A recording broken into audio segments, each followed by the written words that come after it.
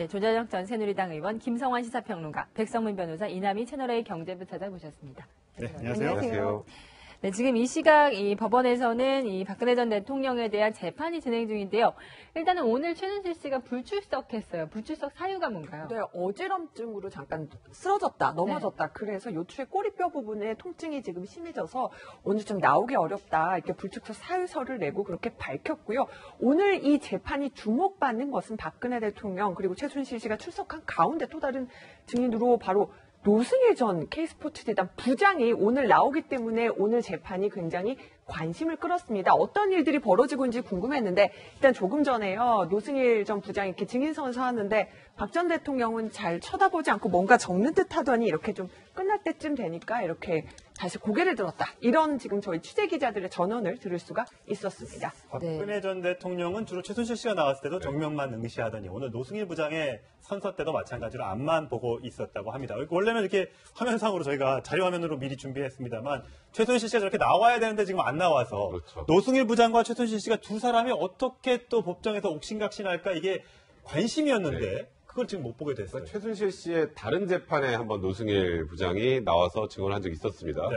그때는 최순실 씨가 직접 뭐 신문하면서 물어보면서 설전이 오갔었는데 오늘도 그러지 않을까라는 예상이 많이 있었거든요. 근데 다만 이제 최순실 피고인 한 명이 불출석한 상황에서 증인 신문을 하게 되면 이 피고인의 반대 신문권이 보장이 안 되잖아요. 네. 그래서 원래는 기일을 또 잡아야 됩니다. 근데 그러면 가뜩이나 지금 이 재판 기일이 너무 촉박해서 일주일에 4번을 하고 뭐 5번을 해야 된다는 얘기까지 나오는 상황이기 때문에 재판부 입장에서는 최순실이 없더라도 변호인인 이경재 변호사가 반대 신문을 하고 네. 이제 다음 기일에 이렇게 반대 신문했다라는 걸 고지하고 넘어가는 방향으로 지금 진행하려고 하는데요. 네. 그러다 보니까 오늘 최순실과 노승일 부장의 뭐 설전은 볼 수 없을 것 같고 박 전 대통령이 이제 그 노승일 부장이 계속 박 전 대통령과 최순실 씨와의 관계에 대해서 계속 언급을 해왔단 말이에요. 네. 뭐 서로 뭐 친한 언니라는 표현을 썼다더라부터 여러 가지 얘기를 했는데 그에 대해서 오늘 박 전 대통령이 어떤 반응을 보일지가 오늘 유일한 뭐 관전 포인트 정도 되지 않을까 네. 싶습니다. 오늘 이 박근혜 전 대통령이 출석을 했는데 오늘 모습에서 이게 좀 이렇게 주목할 만한 부분이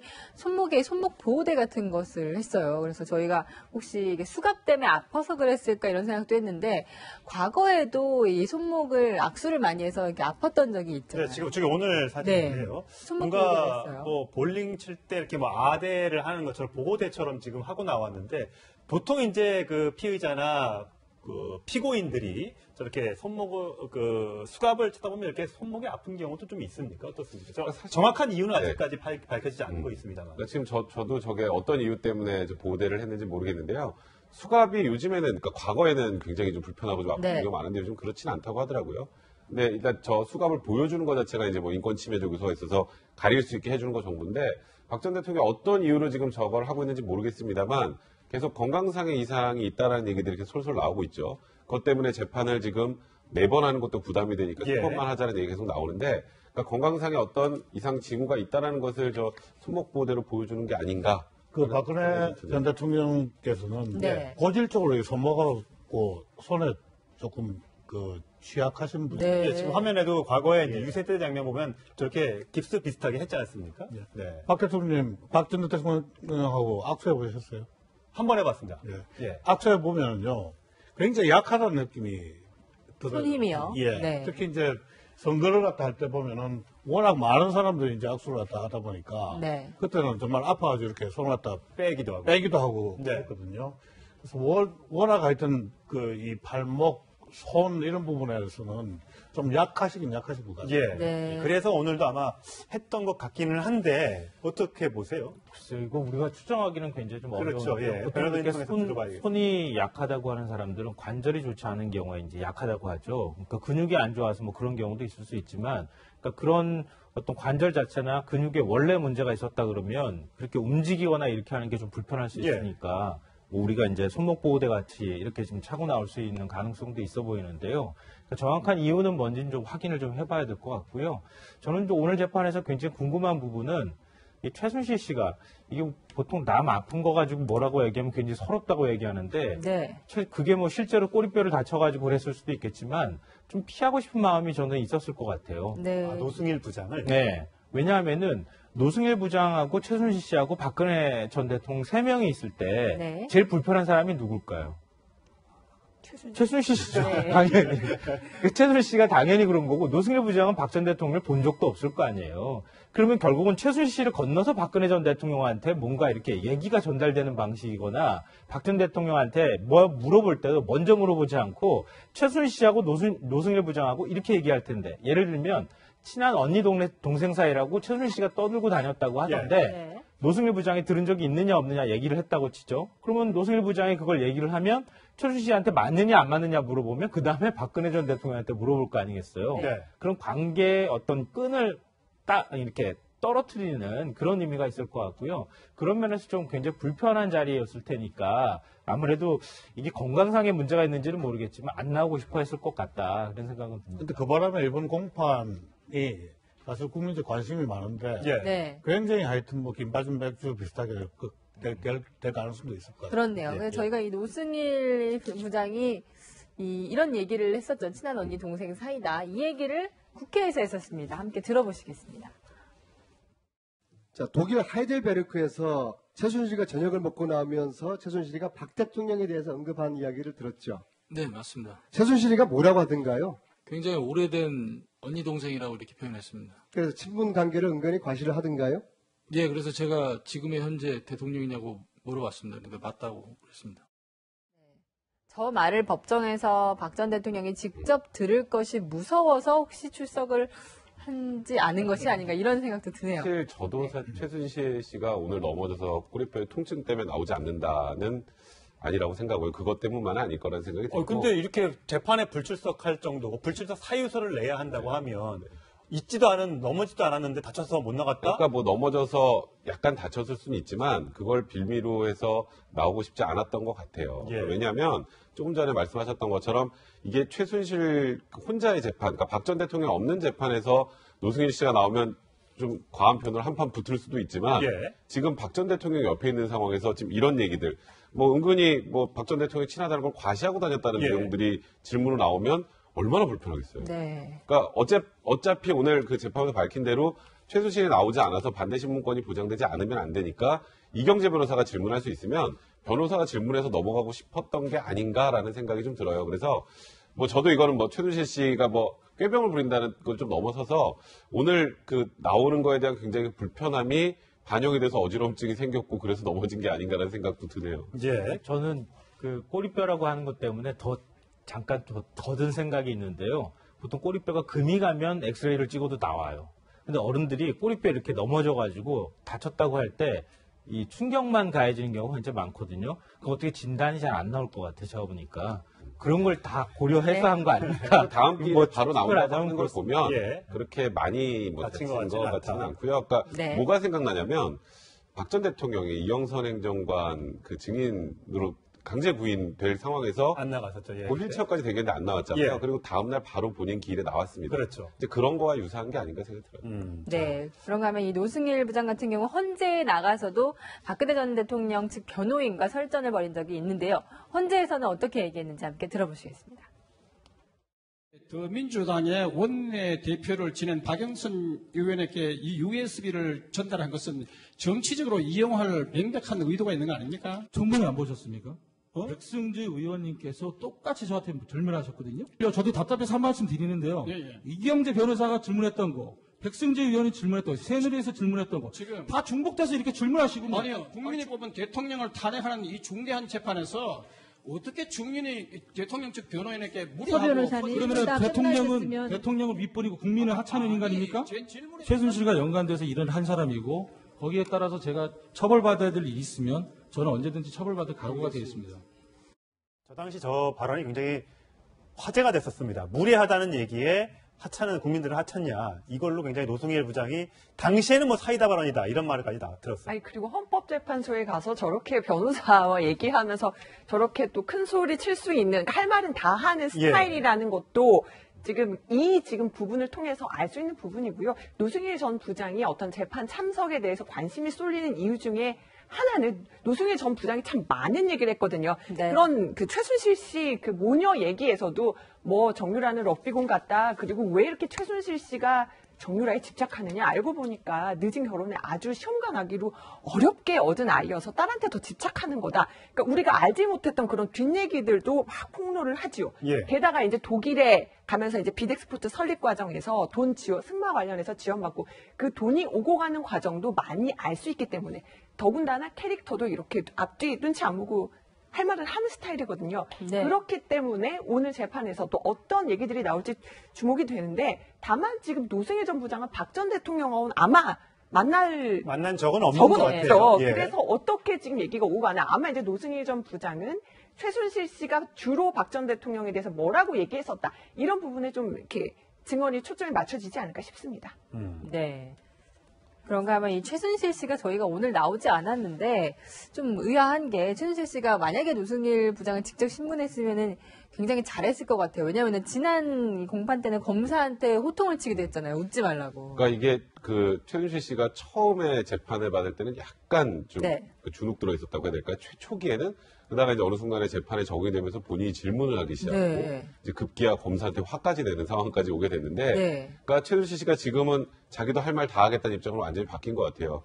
근데 오늘 저는 노승일 부장 자리에 오늘 최순실 씨가 피고인으로 출석을 했으면 아마도 본인도 질문을 하지 않았을까 싶은데, 근데 한 번 해봤잖아요. 1월달 직권남용 사건. 그러니까 이게 뭐 사실 뇌물과 직권남용의 그 동전의 양면 같은 그런 재판이기 때문에 거기에서 한번 설전을 벌인 적도 있었거든요. 그러니까 그때 한번 벌였는데 뭐 굳이 오늘 또 벌일 필요가 있을까 해서 아마도 안 나오지 않았을까 싶은데, 최순실 씨가 확실한 건 이제 재판에 많이 좀 적응을 한 것 같고, 거기다가 정유라의 문제까지 나오게 되면서 감정 조절을 잘 못하는 상황까지 왔던 것 같은데, 일단 정유라가 지금 불구속인 상태로 이제 수사를 좀 진행을 하고 앞으로 뭐 영장을 재청할 가능성도 있습니다만, 이제는 최순실 씨도 조금은 전략적으로, 그러니까 좀 가라앉히고 전략적으로 움직이려고 하는 게 아닌가 생각이 드네요. 법정에 와서 검사한테 웃지 마시고요, 이렇게 정색하고 얘기하는 경우가 볼 수 있습니다. 저는 아직까지 한 번도 못 봤습니다. 보통은 이제 선처를 많이 바랄 텐데, 구속기간이 오래되고 많은 재판을 받고 있다 보니까, 또 박근혜 전 대통령의 재판까지 시작되다 보니까 최순실 씨의 감정이 좀 폭발한 것 같은 생각이 좀 듭니다. 과거에 이제 독일에 피신했다가 한국에 돌아왔을 때, 또 그 이후에 특검에 출석했을 때 최순실 씨는 여러 장면의 모습들을 저희한테 보여준 적이 있습니다. 당시 장면 보고 오시겠습니다. 국민이 보고 있는데 한 말씀 하시죠. 이렇게 하면 아무 말도 안 할 겁니까?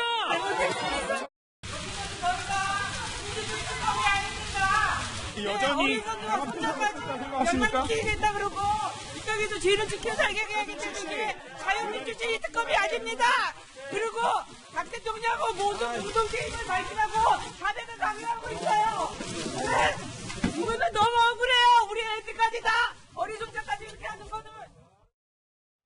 네, 저 10월에 들어왔을 때 저도 현장에서 봤었는데 그때만 해도 정말 기자들 앞에서 한마디도 못하고 이렇게 울고 있었던 모습이 기억이 나거든요. 그래서 저희가 최순실 씨가 3단 변신을 했다, 저렇게 한번 만들어봤어요. 그러니까 우리 서당계 3년이면 풍우를 읊다 그러잖아요. 그러니까 지금 재판을 계속 받다 보니까 이제 본인도 자신감이 좀 붙은 것 같고요. 거의 뭐 변호사처럼 지금 뭐 증인 신문을 하듯이 막 하고 그러는 모습을 보이고 있는데요. 그러니까 최순실 씨는, 그러니까 지금 정유라 씨도 마찬가지지만 저는 굉장히 생각보다 전략적인 사람인 것만은 틀림이 없다. 물론 이제 사람이 구속되거나 아니면 이제 구치소 가가지고 계속 갇혀있게 되면은 여러 가지 심리적인 동요나 이런 것들이 있을 수 있겠지만, 맨 처음에 한국 들어왔을 때는 아마 그때는 굉장히 놀랐을 거예요. 죽을 죄를 졌습니다 이렇게 얘기할 때만 해도 그때는 정말 이걸 어떻게 해야 될지 당황스러워서 뭘 못했을 것 같은데, 그 다음부터 차츰차츰 어떻게 본인이 이 대처해 나가는지를 스스로 습득을 해가는 과정이었던 것 같아요. 그래서 지금 방금 전에 특검에 이제 출석할 때 이건 뭐 자유민주주의 특검이 아니라고 얘기했을 때도 그때도 많은 분들은 이게 뭐 굉장히 억울함 때문에 그렇게 얘기할 거라고 했지만, 사실 저는 그때도 최순실 씨가 몸에 힘을 쫙 빼고 입만 이렇게 움직이는 걸 보면서 절규가 아니다, 저거는 굉장히 계획적이다, 이런 생각을 했었거든요. 그랬던 것처럼 그 이후에 보여지는 모습도, 정유라 씨 들어올 때도 막 읍수하는 모습도 어찌 보면 부모로서 당연한 감정적인 표현일 것 같지만, 실제로는 정유라 들어오고 구속될까봐, 또 구속되면 안 된다고 하는 어떤 목적 같은 게 담겨 있는 모습이라고 생각되고요.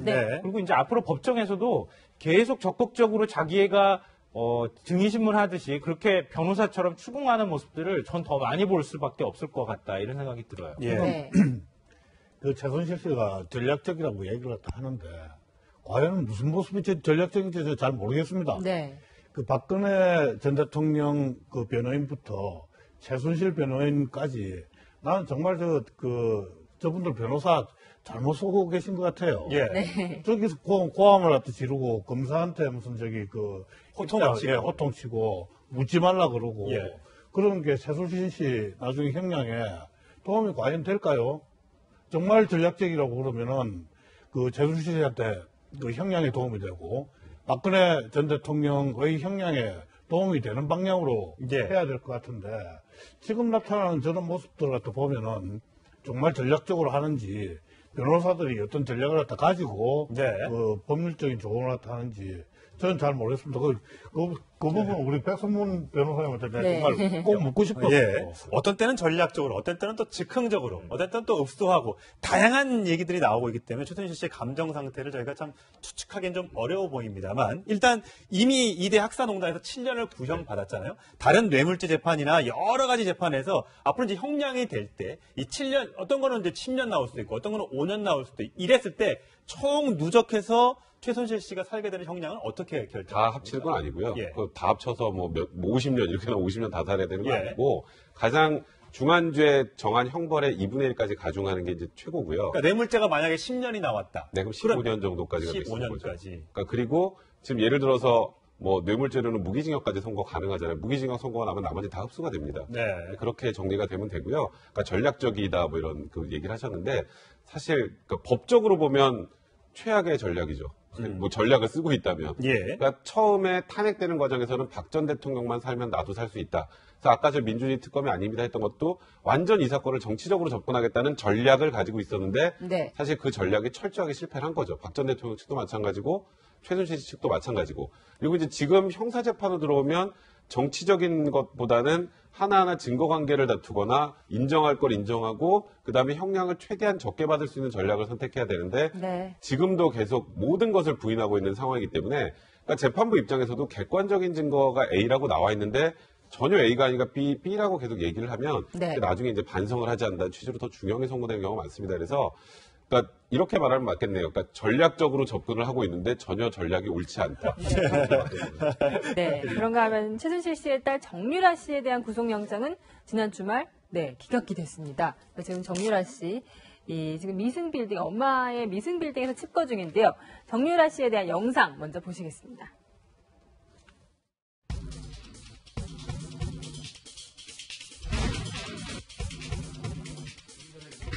많은 분들께 심려 끼쳐드리고 이런 일 벌어지게 돼서 정말 죄송합니다.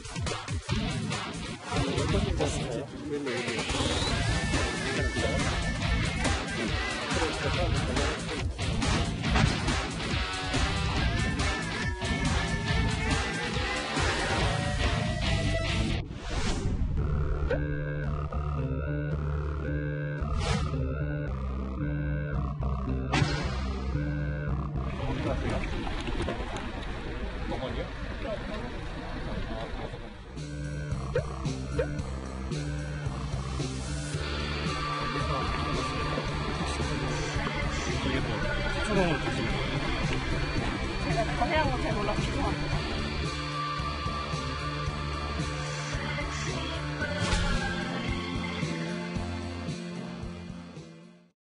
저렇게 미승빌딩에 들어간 뒤 지금 두문 불출을 하고 있는데요. 오늘 아침에 이 정유라 씨의 비서명의 앞으로 택배가 도착했다고 합니다. 그 장면 저희가 포착을 했습니다. 함께 보시겠습니다. 네, 지금 미승빌딩 앞으로 택배가 꽤 큰 그 크기로 도착을 했는데요. 비서명의 안모 씨 명의로 지금 이 택배가 도착을 했는데 저희 취재진이 확인을 해보니까 보통 우리가 어떤 소포가 들어있는지 써 있잖아요. 그랬더니 토이, 그러니까 장난감, 클로스, 그러니까 옷, 그리고 가공식품이 여기에 들어있다. 그러니까 이 지금 소포 내용을 추정해 봤을 때는 정유라 씨 아이가 지금 23개월로 알려져 있는데 아이가 곧 들어오기 때문에 그 독일에 있는 여러 가지 아기의 물건들이 지금 이 미승빌딩으로 도착한 게 아닌가 지금 그렇게 지금 추정이 되고 있습니다. 네. 최순실 씨 비서의 안모 씨 명의로 택배가 도착했는데 오늘 그 장면, 그 목소리도 저희가 포착을 했습니다. 들어보시겠습니다.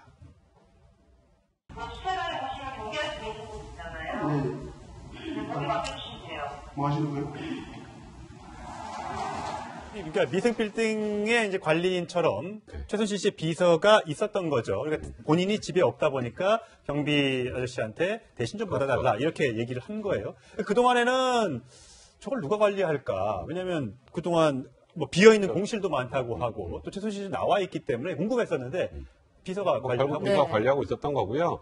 그리고 정유라 씨가 와서 불구속이 된 상황이 됐을 때 그 지낼 때가 있어야 되잖아요. 예. 그럴 때로 아예 활용하려고 생각했던 것 같고 지금 오늘 온 택배를 보면 아이가 곧 온다 이렇게 보면 될 것 같습니다. 네. 정유라가 처음 입국할 때 기억할지 모르겠지만 아이는 언제 오냐는 질문에 아이 오는 거는 뭐 알리기 좀 싫다 뭐 이런 그랬죠. 얘기를 했잖아요. 이경재 변호사 얘기를 들어보면 정유라의 뭐 신병 구속 여부에 따라서 뭐 들어오는 거 여부가 결정될 거다라고 했는데 이제 불구속 상태가 됐으니까 네. 최소한 아이랑 함께 지낼 수 있는 상황이 됐죠. 현재는 뭐 앞으로 구속영장 재청구하면 어떻게 될지 모르겠습니다만 일단 영장이 기각되는 걸 확인하고 이제 덴마크에서도 이제 어느 정도 정리를 해서 아이가 이제 한국으로 들어오는 그런 과정에 있는데 그 전에 아이 관련 물품들의 소포가 먼저 도착했다 이렇게 보시면 될 것 같습니다. 네.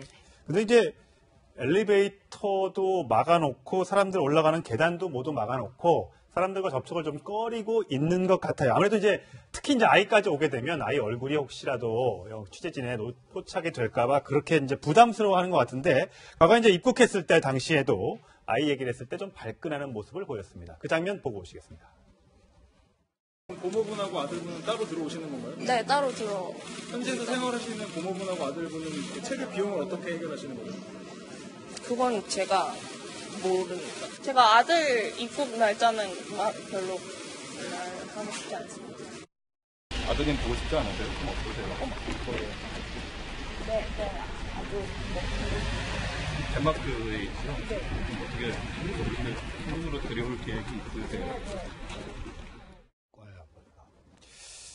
참 아이 얘기를 모성애를 누가 네. 뭐라고 하겠습니까만은 굉장히 현재 아이가 이제 언제 올지 아마 취재진들이 굉장히 카메라를 곤두세우고 이제 기다리고 있을 텐데 저 미승빌딩 좀 얘기를 좀 해볼게요. 미승빌딩 우리가 화면으로 만나본 적이 있잖아요. 최순실 씨 일단은 주민등록 주소지고요. 네. 지하 2층에 지상은 7층짜리 건물입니다. 그런데 지금 지하 1층까지 가는 엘리베이터도 안 되고요. 지금 그 1층부터 1층부터 6층까지인가요? 아무튼 엘리베이터가 움직이지 않게 해놓고 예. 네. 아마도 유라 씨는 6층과 7층에서 지금 머물고 있지 않느냐 이런 추측이 나오고요. 그러니까 지난 토요일 새벽에 구속영장이 기각이 됐고 조금 전에 취재진 그 질문에 대답하는 모습은 토요일 낮이었어요. 네. 그날 이제 그 변호인을 만나고 와서 돌아온 다음에는 근데 또 좀 특이한 사항은 기자들이 물어보면은 본인이 지금 어쨌든 영장이 기각되긴 했지만은 재판받고 있는 상황이고 수사받는 상황인데도 보면 기자들 질문에 또 꼬박꼬박 네. 답변을 네, 합니다. 그렇죠. 근데 본인이 이렇게 나오면 또 계속 기자들이 묻고 이렇게 될까봐 지금 집에서 집 밖으로 저 토요일 이후 그 변호인 만나고 온 이후에는 집 밖을 전혀 나타나지 않고 있고요. 이 네. 미승빌딩은 뭐 국정농단 사건의 어떤 여러 가지 그 진원지 중에 한 곳이다 네. 이렇게 말씀드릴 수도 있고요. 최준실 씨 관련해서 외장 하드가 네. 또 발견된 곳이기도 한데 원래는 이 곳을 팔아버리려고 하다가 이게 매매가 되지 않았고 지금은 이제 법적 절차로 팔지 못하게 나중에 혹시 문제가 되면은 이 재산도 환수할 수 있도록 그래서 이제 최순실 씨가 이 미승빌딩은 처분할 네. 수가 아예 없게 돼 있습니다. 네. 예. 저희가 또 이 미승빌딩이 확실하게 기억에 남은 장면이 바로 신발장이에요. 네. 처음에 압수수색에 나갔을 때 신발장이 굉장히 화제가 됐었죠. 지금 나오네요. 최순실 씨는 네. 뭐 신발도 항상 화제고 모자도 화제고 뭐 여러 가지 화제가 많이 됐는데요. 신발장에 때 명품 신발들이 그득 들어 있어서 이 도대체 저 가격이 얼마가 되느냐 뭐 이런 네. 거 가지고 굉장히 많이 논란이 됐고 관심도 예. 됐었죠. 그러니까 최순실 씨가 우리가 당시에는 최순실 씨에 대해서 그만큼 잘 알지 못했거든요. 근데 저런 명품들을 보면서 최순실 씨가 엄청나게 부자긴 부자구나. 도대체 그 돈을 다 어디서 벌었을까? 이런 것들을 국민들한테 엄청나게 궁금증을 불러일으키게 만들었던 그 신발장이기도 합니다. 예, 보면 저기 전부 다 이렇게 포스트잇으로 그런데요. 써 있잖아요. 이게 지금 여성분들은 이런 말씀 많이들 하시더라고요. 보통 명품 구두를 사면 너무 아까워서 이렇게 잘 박스에 보관해가지고 굉장히 정돈을 잘 해놓는데 저 비싼 구두로 보이는데 전부 보면 그냥 이렇게 아무렇게나 대충 넣어놓는 걸 보면은 저 구두들도 별로 이렇게 부담 없이 신었다라는 것처럼 느껴져서 그러니까 저 구두도 많이 화제가 됐었고 출석했을 때 최순실 씨 벗겨진 구두까지 명품 브랜드 이름까지 네. 거론이 됐었잖아요. 맞습니다. 여러 네. 가지로 또 화제가 되기도 했습니다. 네. 네. 저게 78억 정도로 추징 보전이 되어 있다고 하는데 시가는 더 하겠죠. 저게 강남에 있는 압구정동에 있는 7층짜리 빌딩이면 78억은 더 할 것 같은데 어쨌든 법원에서는 이걸 팔지 못하게 어떻게 보면 압류를 해놨다고 볼 수 있습니다. 그러니까 이렇게 생각하시면 돼요. 이거를 빨리 처분하려고 금매로 내놨었는데 그 당시에 이거 팔아버리면 나중에 이제 모든 형이 확정이 돼서 나중에 추징을 해야 되는 상황이 됐는데 현금화돼서 사라져버리면 이제 검찰 입장에서 되게 난감한 상황이 되잖아요. 그래서 민사로 따지면 이제 뭐 가압류나 가처분하고 유사하게 추징 보전 처분이라는 걸 합니다. 그러니까 형이 확정되기 전에 갖고 있는 이제 범죄로 인해서 얻은 물건이라고 생각되는 것들을 팔지 못하도록 딱 묶는데 그게 바로 추징 보전 처분이거든요. 예. 그 추징 보전 처분이 내려져서 이제는 저 미승 빌딩을 팔 수가 없는 상황이 된 거죠. 네. 그런가 하면 이 정유라 씨가 과연 구치소에 있는 엄마인 최순실 씨를 면회를 갈까 이 점도 궁금한데요. 여기에 대해서 이렇게 대답했습니다. 함께 보시겠습니다. 어머니도 구치소 가실 건가요? 네, 허락되면 분명히 가요.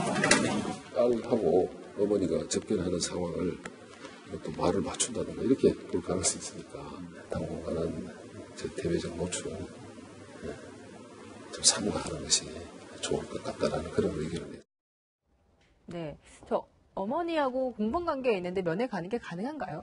그러니까 원래는 안 되죠. 네. 그러니까 공범관계에서 면회하는 것은 안 되는데, 근데 이제 저게 변호인 접견이 아니라 면회실 면회면 다 녹음이 되거든요. 녹음이 예. 되기 때문에 사실 그렇게 크게 상관은 없으나 지금 일단 뭐 정유라 씨가 최순실 면회 간다 하면 그날 하루 종일 그것도 뉴스를 할 겁니다. 네. 그리고 또 둘이 뭐를 짰다 어쩌다 뭐 이런 얘기들이 계속 나올 거기 때문에 뭐 이경재 변호사 이제 변호사 입장에서 보면 그런 상황을 맞이하는 게 굉장히 달갑지는 않은 거죠. 그러니까 물론 뭐 엄마를 보러 가고 싶어하는 정유라의 마음을 이해할 수는 있겠지만 지금 면회를 갔을 때 생기는 여러 가지 부작용들을 고려할 때는 뭐 현실적으로 불가능하기도 하고 가능하다고 할지라도 안 가는 게 바람직하다라고 생각하는 게 맞는 것 같네요. 네. 가가도 별로 실익도 없을 것 같습니다. 네. 지금 그 정유라 씨나 아니면 그 최순실 씨 모두 다 지금 이경재 변호사하고 변호사를 다 하고 있지 않습니까? 그러니까 그 둘이서 뭐 말을 갖다 짜맞출 필요가 있다 그러면은 변호사 통해서 뭐 하면 되는 것이지. 예. 굳이 만날 이유는 없을 것 같고 다만 이게 뭐 부모 자식 간에 그 좀 오랜 기간 구속되어 있는데 네. 그런 부분은 개인적으로 봐서 조금 가슴 아픈 일이겠죠. 네.